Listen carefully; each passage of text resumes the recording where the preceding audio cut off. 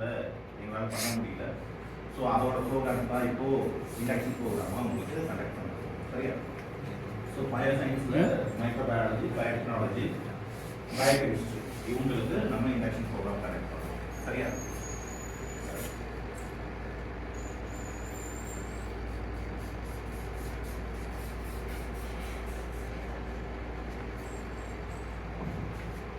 Microbiology ஸ்டூடெண்ட்டுக்கு தெரியும், என்னோட நேம் தெரியும், என்னோட டீட்டெயில்ஸ் தெரியும். பயோடெக் ஸ்டூடெண்ட்டுக்கும் பயோகெமிஸ்ட்ரி ஸ்டூடெண்ட்டுக்கும் தெரிஞ்சிருக்க சான்ஸ் இல்லை. சரியா? I am doctor P Venkatachalam, head department of microbiology. சரியா?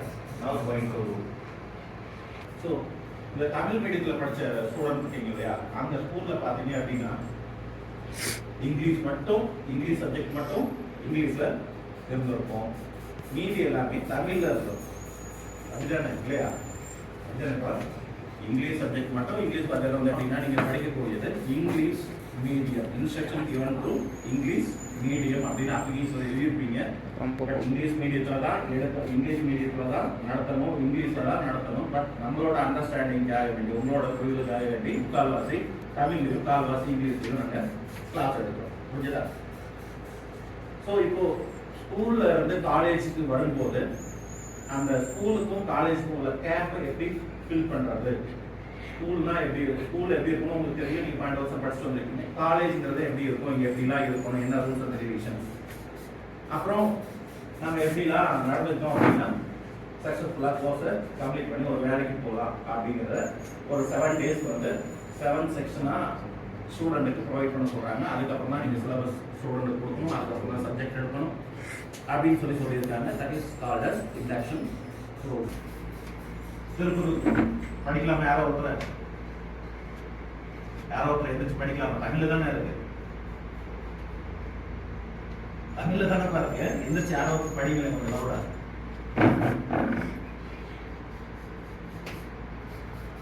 படிக்க மாட்டீங்களா? ஒருமைக்கண் தான் கற்ற கல்வி ஒருவருக்கு எளிமைக்கும் ஏமா குறைத்து அப்படின்னா, ஒருவன் ஒரு பிறவியில் கற்கும் கல்வி அவனுக்கு 7 பிறவியிலும் உறுதுணையாக இருக்கும். எத்தனை பிறவி எடுத்தாலும் அந்த கல்வியினால அவனுக்கு நன்மை இருக்கும் அப்படிங்கிறதான். ஸோ அதனால கல்வி அப்படிங்கிறது ஒவ்வொருத்தருக்கும் இன்றியமையானது. ஸோ நம்ம என்ன பண்ணியிருக்கோம் அப்படின்னா, +2 முடிச்சுட்டு வெளியில் நிறைய காலேஜஸ் இருந்தாலும் செங்குந்தர் காலேஜை செலக்ட் பண்ணி வந்திருக்கீங்க. You are selecting a good college. சரியா? Good college.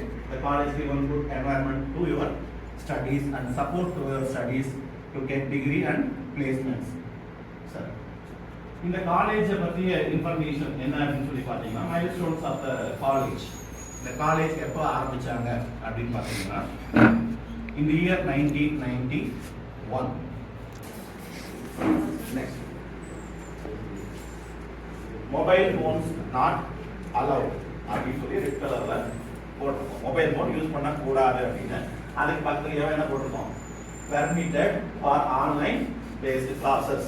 சப்போஸ் தேவைப்பட்டா, எப்பெல்லாம் தேவைப்படுதோ அப்போ அலோவ் பண்ணுவோம், எப்பெல்லாம் தேவையில்லையோ அப்போ நீ என்ன பண்ணக்கூடாது, மொபைல் ஃபோனை யூஸ் பண்ண கூடாது. வச்சிருக்கலாம், ஆனால் கிளாஸ் அவர்ல யூஸ் பண்ண கூடாது.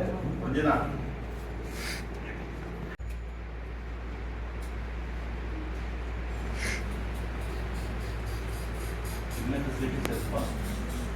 NSS இருக்கா? தெரியுமா? எத்தனை பேர் தெரியும்? எல்லாருக்கும் தெரியுமா NSS இருக்குன்னு? NSS இருக்கு, NCC இருக்கு, ORC, யூத் ரெட்ரி கவுன்சில். சரியா? அது இருக்கான்னு சொல்லி. சரியா? யூத் ரெட்ரி கவுன்சில் அப்படின்னு ஒன்று இருக்கு. உமன் எம்பவர்மெண்ட் செல் அப்படின்னு ஒன்று இருக்கு. சரியா? உமன் எம்பவர்மெண்ட் செல். தென் EDC, என்டர்பிரினர்ஷிப் டெவலப்மெண்ட் செல் அப்படின்னு சொல்லிட்டு ஒன்று இருக்கு. தென் IIC, இன்ஸ்டிடியூஷன் இன்னோவேஷன் கவுன்சில் அப்படின்னு சொல்லி இருக்கு. சரியா? அப்புறம் இது எல்லாம் இப்போ நான் சொன்ன எல்லாமே அப்பார்ட் ஃப்ரம் கரிக்குலம் தவிர்த்து வேற என்னெல்லாம் நம்ம ஆக்டிவிட்டிஸில் இன்வால்வ் ஆகலாம் அப்படின்னு சொன்னால் எக்ஸ்ட்ரா கரிக்குலர் ஆக்டிவிட்டி அப்படின்னா அதுக்குரிய admission based on merit quota, community quota, sports quota, இதுக்கெல்லாம் ஃபீஸ் கன்செஷன் கொடுக்குறாங்க. சரியா? ஸோ அட்மிஷன் அப்படின்னு சொல்லி பார்த்தீங்கன்னா நம்மகிட்ட எத்தனை கோர்சஸ் இருக்குன்னு பார்த்தீங்கன்னா 25 கோர்சஸ். இந்த மாதிரி நிறைய ஃபெசிலிட்டிஸ் நம்ம காலேஜுக்குள்ள இருக்கு. சரியா? இன்டர்னல் மார்க்குக்கு you are attend internal monthly test, continuous assessment test, CAA அப்படின்னு சொல்லுவாங்க. 2 மந்த்லி டெஸ்ட், அதாவது 2 டெஸ்ட் நடக்கும். என்டையர் யூனிட் 5 யூனிட் இருக்குன்னா 2 யூனிட் ஒரு மந்த்லி டெஸ்ட், இன்னொரு 2 யூனிட்க்கு இன்னொரு மந்த்லி டெஸ்ட், ஃபுல் யூனிட்டி சேர்த்து 5 யூனிட்டி சேர்த்து மாடல் டெஸ்ட் அப்படின்னு சொல்லி ஒன்று நடக்கும். இந்த 3 கூட்டி ஆவரேஜ் ஒரு ஆவரேஜ் எடுப்பாங்க. அதை 10 மார்க்குக்கு உங்கள் மார்க்கை எடுத்துக்குவாங்க. சரியா? ஸோ ரிமைனிங் பார்க்குறது நம்ம எப்படி இருக்கணும், காலேஜில் என்ன பண்ணால் சக்ஸஸ்ஃபுல்லாக முடிச்சுட்டு வெளியே போகலாம் அப்படிங்கிறது தான் ரிமைனிங் ஸ்லைடில் நம்ம பார்க்க போகிறோம். First C is a character, second C is a courage, third C is a competence or communication skill, fourth one commitment, and fifth one creativity. சரியா? இந்த 5 இருக்கணும். First one characters. இந்த திருக்குறள் படிக்கலாமா?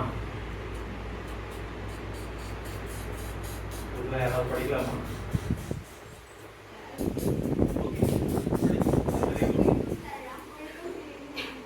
அப்படின்னா என்ன?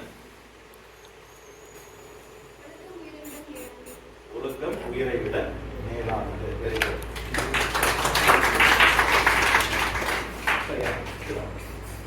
ஒருத்தரோட கேரக்டர் பதிலாக நம்ம அந்த இடத்துல என்ன பண்ண முடியாது அப்படின்னா ப்ளே பண்ண முடியாது. ஒவ்வொருத்தரோட கேரக்டரும் தனி.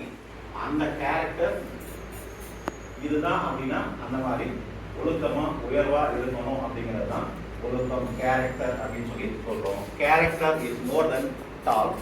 The talent, character is a talent, but character is a choice. Okay, character being lasting success with people. சரியா?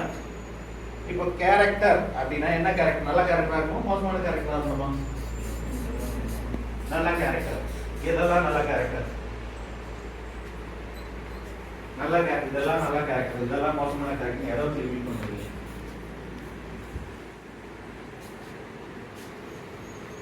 எதை திரும்பி பண்ணுறோம்?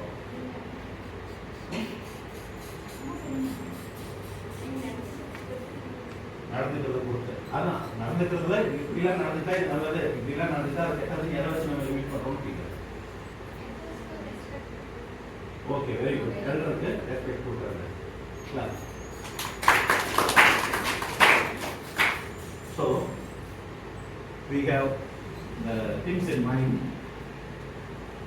நமக்கு எதெல்லாம் வருத்தத்தையும் அல்லது துக்கத்தையும் கொடுக்குமோ அந்த மாதிரி கேரக்டர் செயல்கள், அல்லது நம்ம செய்யக்கூடிய செயல்களால நம்ம பேரண்ட்ஸுக்கோ டீச்சருக்கோ நம்ம வீட்டில் இருக்க பெரியவங்களுக்கோ எதெல்லாம் வருத்தத்தையும் இழிவையும் பேசுகிறதோ அந்த மாதிரி செயல்கள் எதையும் நம்ம செய்யக்கூடாது. சரியா? ஸோ பெருமை தேடி தரக்கூடிய செயல்கள் எது இருக்கோ அதுதான் கேரக்டர் அப்படின்னு சொல்லி ஒழுக்கம் அப்படின்னு சொல்லி சொல்றோம். ஒழுக்கம் விழுப்பம் தரலாம், ஒழுக்கம் உயிரினும் ஓம்பப்படும். ஸோ உயிர்ங்கிறது ஒண்ணுதான், அதை விட மேலானது ஒழுக்கம். சரியா? ஸோ அதனால நம்ம முன்னோர்கள் என்ன சொல்லியிருக்காங்க அப்படின்னு பார்த்தீங்கன்னா, திசைகளை 8ஆ பிரிச்சிருக்காங்க. அப்படிதானே? 8 திசைகள் என்னது? திசைகள் 8ஆ 4ஆ? 4 தானா? அதை ஜாயின் பண்ணி ஒரு ஓடி வடகிழக்கு, வடகிழக்கு, தென்கிழக்கு, தென்கிழக்கு, அந்த மாதிரி. ஓகே, திசைகளை 8ஆ பிரிச்சிருக்காங்க. ஸ்வரங்கள் எத்தனை? ஸ்வரங்களை 7ஆ பிரிச்சிருக்காங்க. சுவைகள் 6ஆ பிரிச்சிருக்காங்க. திணைகள் அல்லது நிலங்கள் என்னெல்லாம்?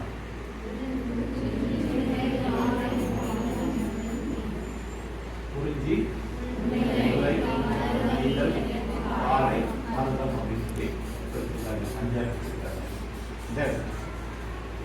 காற்று என்ன பிரிச்சிருக்காங்க?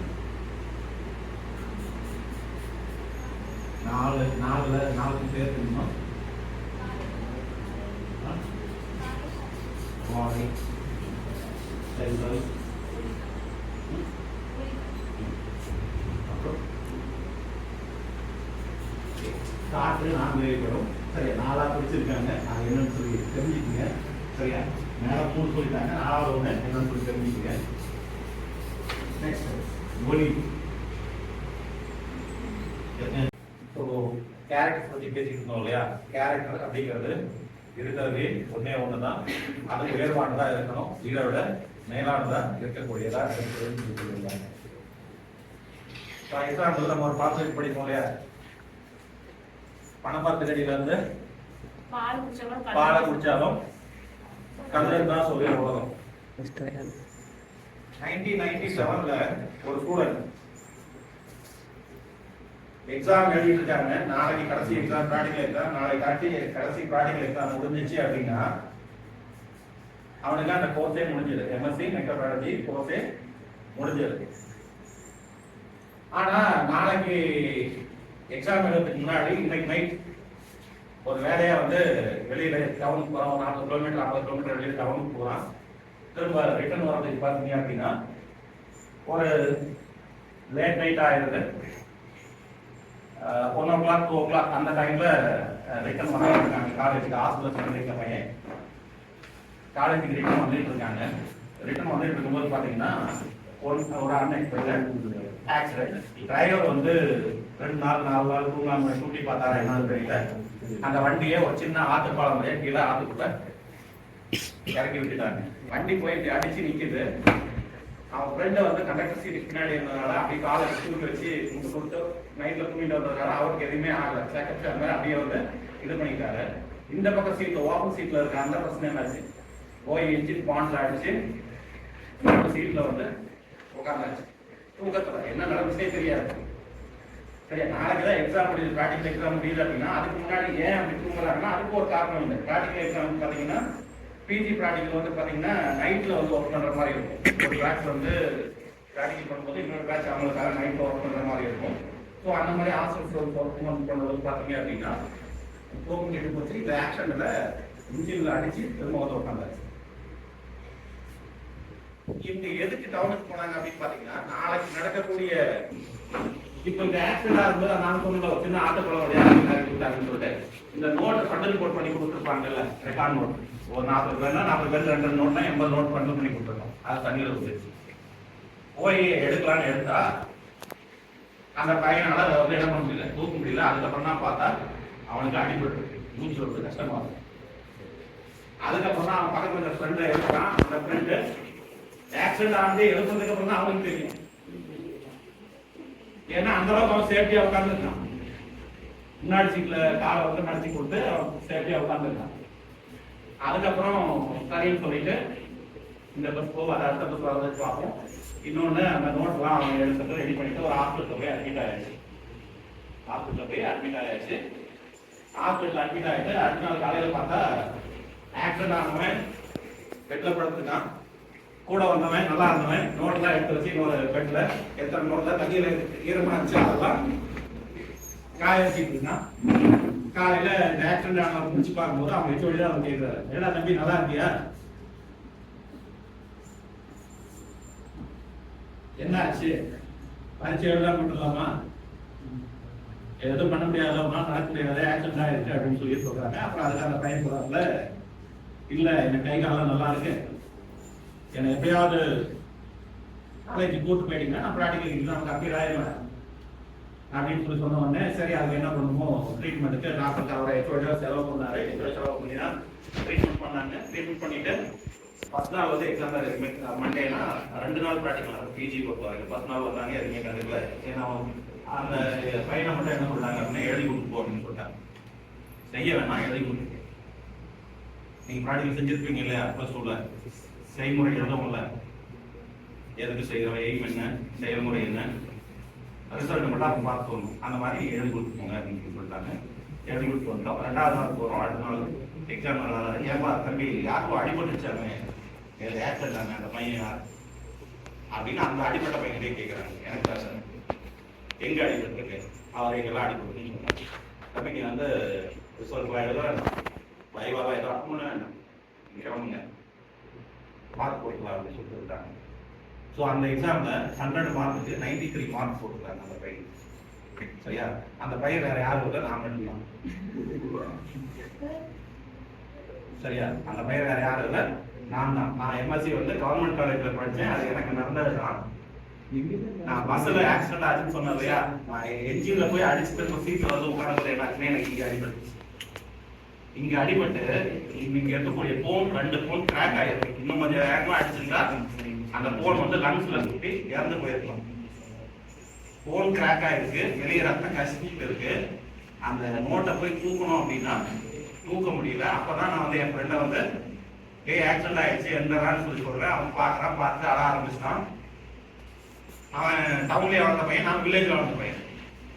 சரியா? அதனால நம்ம என்ன பண்றோம், அவனை தைரியம் கொடுத்து பரவாயில்ல நான் நல்லா தான் இருக்கேன், அடுத்த பஸ்ஸில் ஏறிடுவோம், அடுத்த டவுன் வரும்போது இங்கே எங்கே வந்து நல்லா ஹாஸ்பிட்டல் இருக்குன்னு கேளு, ஹாஸ்பிட்டல் அட்மிட் ஆயிரும், அப்புறம் பார்த்துக்கலாம் அப்படின்ட்டு ஹாஸ்பிட்டல் அட்மிட் ஆகிட்டு நைட்டு வந்து பெயின் கில்லர்லாம் போட்டு ட்ரீட்மெண்ட்லாம் எடுத்து நான் நிம்மதியாக பண்ணிக்கிட்டேன்.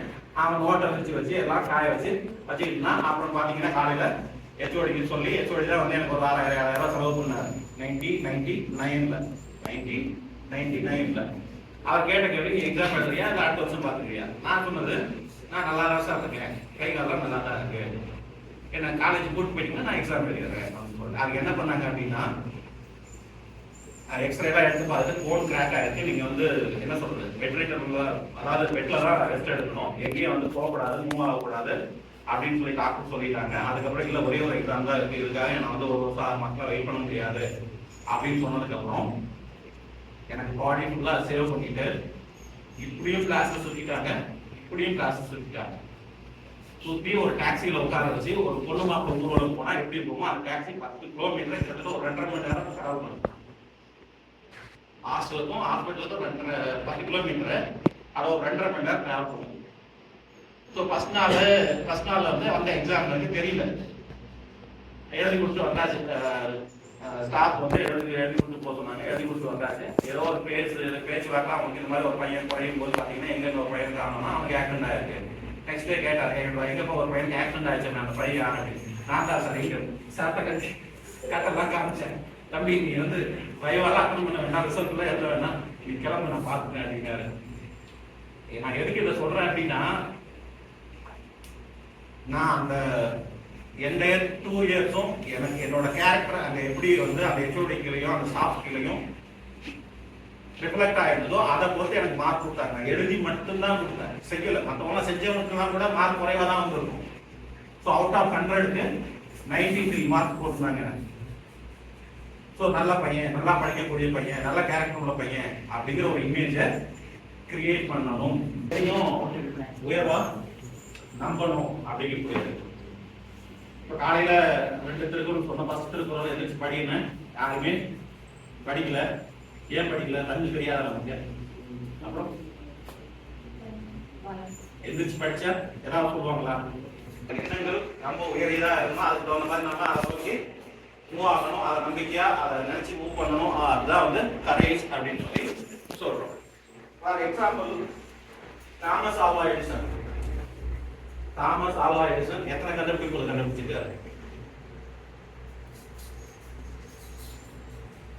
சரி, நமக்கு தெரிஞ்ச கண்டுபிடிப்பு என்ன? Thomas Alva Edison Thomas Alva Edison என்னென்ன கண்டுபிடிச்சாரு? நமக்கு தெரிஞ்ச கண்டுபிடிப்பு என்னன்னு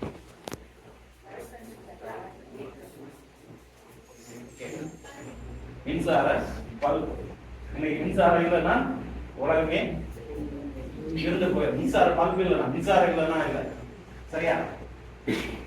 ஸோ அவர் வந்து பாத்தீங்க அப்படின்னா சின்ன வயசுல ஸ்கூலுக்கு போகும்போது ஸ்கூல்ல இருந்து அவர் வந்து என்ன சொல்லிட்டாங்க, இவர் வந்து படிக்கவே லாய்க்கில்லாத ஸ்டூடெண்ட், இவர் சொல்லிக் கொடுத்து இவருக்கு வந்து எதையும் புரிவிக்க முடியாது, இவர் படிக்க லாய்க்கில்லாத ஸ்டூடெண்ட் அப்படின்னு சொல்லி அவர் கையில எழுதி கொடுத்து வீட்டுக்கு அனுப்பிட்டார். அதுக்குள்ள அவங்க அம்மா இடமும் காமிக்கிறாங்க.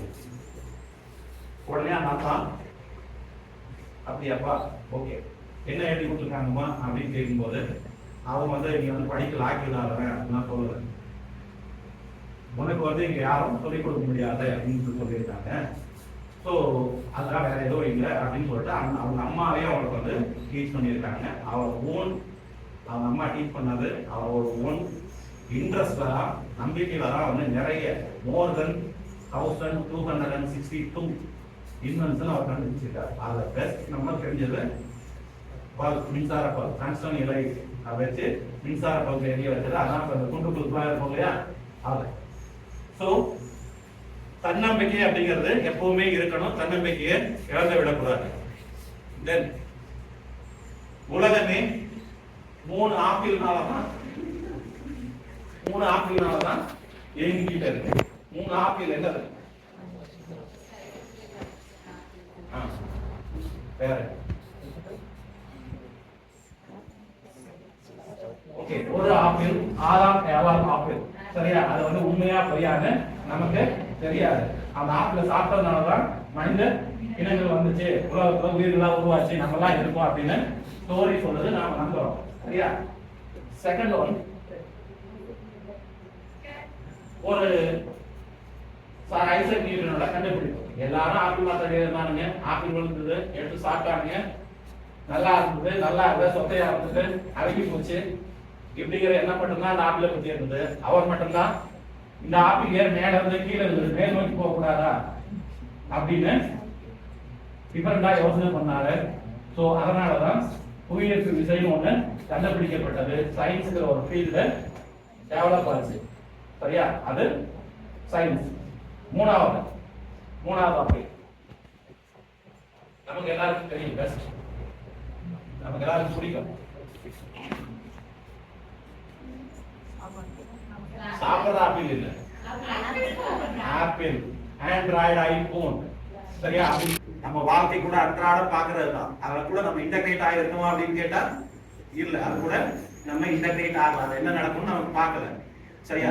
டேபிள் ஃபேன் கிளாக் வைஸ் டைரக்ட்ல சுத்தும், ceiling fan anti clockwise டைரக்ட்ல சுத்தும். சரியா? அதோட மெக்கானிசம் வேற வேற. ஒன்னு ரோட்டார் மெக்கானிசம் சுத்தும், இன்னொன்னு ஸ்டார்டர் மெக்கானிசம்ல ரொட்டேட் ஆகும். சரியா? ரெண்டும் ஒரே டைரக்ஷன்ல சுத்தாது. சரியா? லைக் தட் சைக்கிள் மேல யூஸ் பண்றதெல்லாம் நான் பார்த்துருக்கேன். சரி, இன்னும் கொஞ்சம் காலம் போனா சைக்கிள் அப்படிங்கிறது ஒன்று தெரியாது யாருக்குமே. இப்போ நம்மளோட பேர பிள்ளைகளுக்கு சைக்கிள் தெரியுமான்னு கேட்டா அவங்க இருந்துச்சான்னு கேட்பாங்க. சரியா?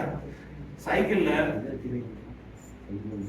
முன்னாடி சக்கரம் இருக்கு இல்லையா, சைன் சுத்தக்கூடிய அந்த முன்னாடி சக்கரம் இருக்கு இல்லையா, அது பெருசாகும். பின்னாடி வீல்ல இருக்கக்கூடிய சக்கரம் சின்னதா இருக்கிறதுக்கு என்ன காரணம்?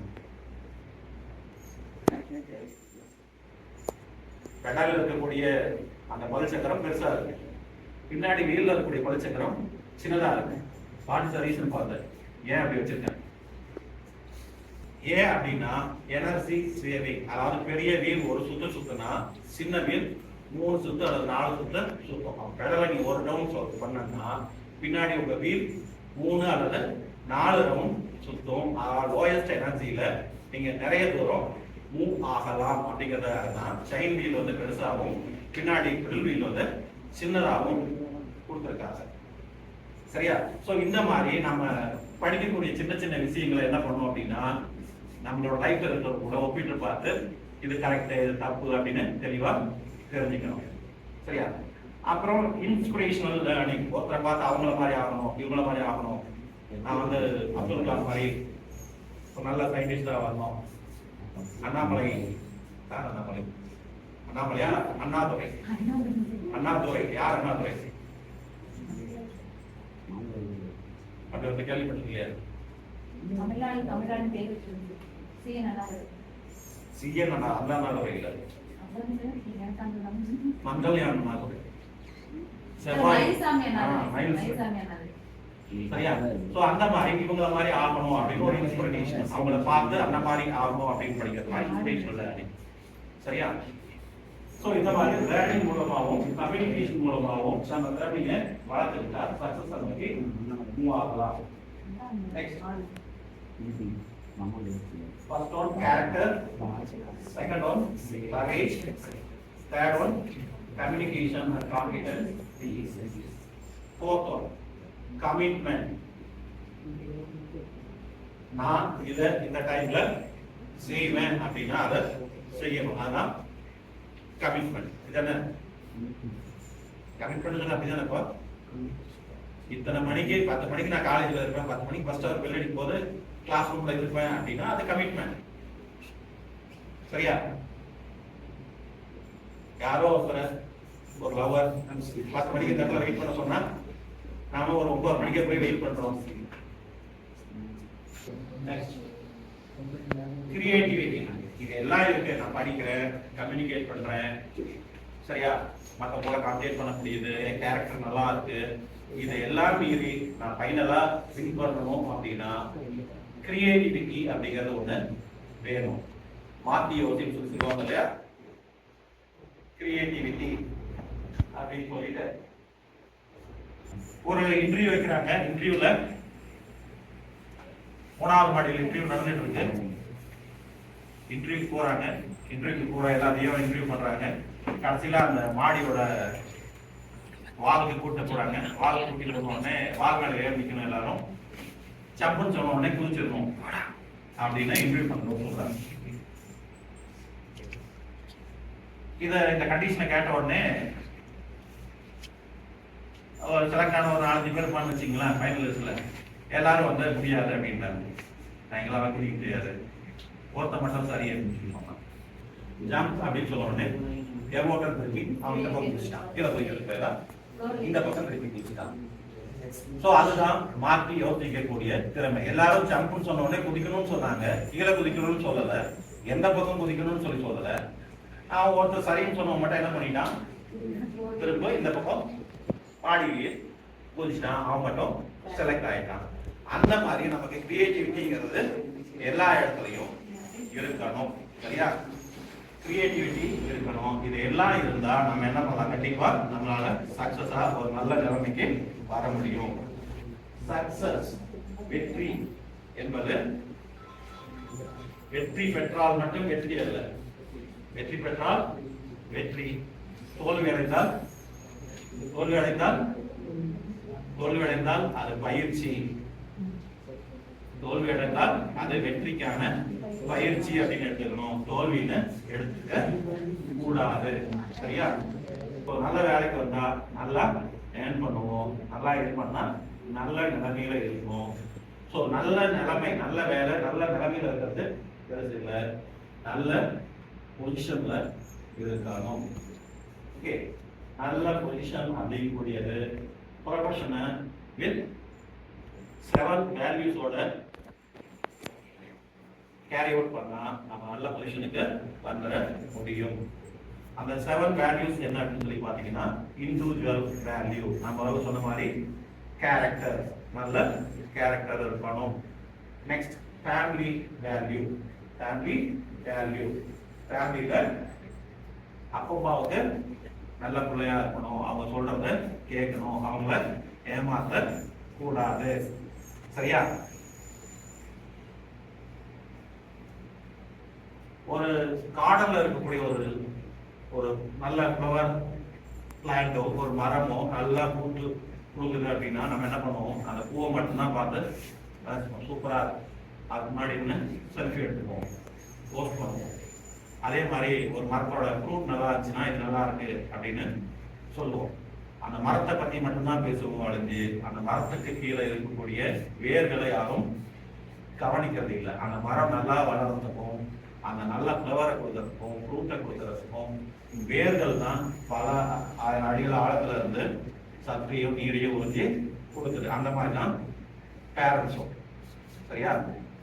நீங்க நல்லா இருக்கணும் அப்படிங்கிறது தான் பேரண்ட்ஸோட எண்ணம். நான் படிக்கலனாலும் பரவாயில்ல, என் புள்ள என் பையன் படிச்சு நல்ல நிலைமைக்கு வரணும், நாளைக்கு என்ன மாதிரி கஷ்டப்படக்கூடாது அப்படிங்கிறதுனால படிக்க வைக்கிறாங்க.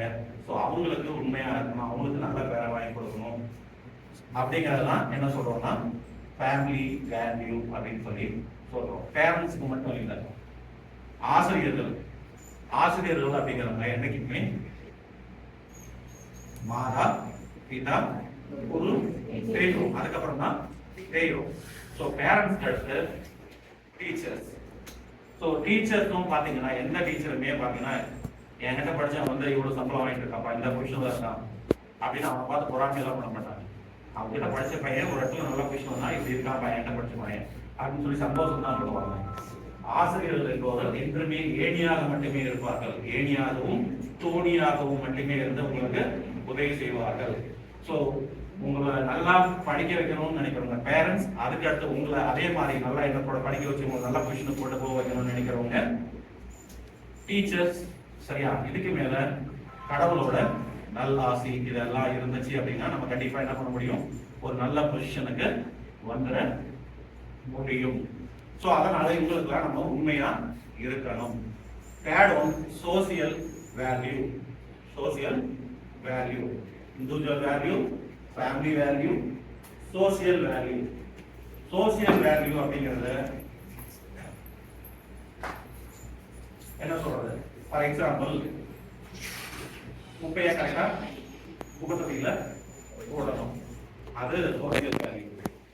குப்பை கீழே கிடந்தாலும் கண்டுக்காம போறது, இல்ல குப்பை கீழே கிடந்துச்சுன்னா அதை எடுத்து கரெக்டா டஸ்ட்பின்ல போடுறது.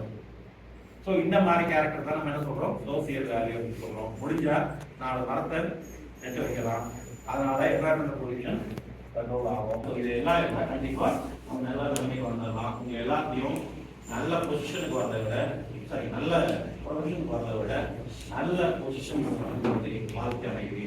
சரியா? இருக்கிற திருக்குறள்லயே எனக்கு பிடிச்ச திருக்குறள் உங்களுக்கும் பிடிச்சிருக்கும்னு நினைக்கிறேன். கற்க கசடர கற்பவை கற்றபின்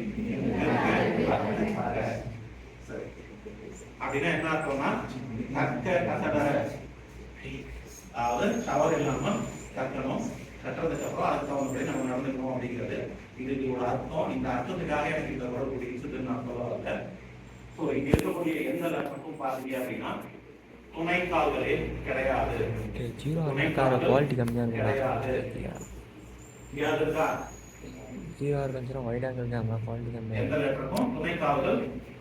அங்கிருந்து பார்க்கறது கசடர என்றால் உங்களுக்கு யாருமே துணை தேவையில்லை, கல்வி மட்டுமே துணை போதும். சரியா? உங்களுக்கு ஃபர்ஸ்ட் திருக்குறள் நான் என்ன சொன்னேன், ஃபர்ஸ்ட் திருக்குறள் என்ன சொன்னேன்,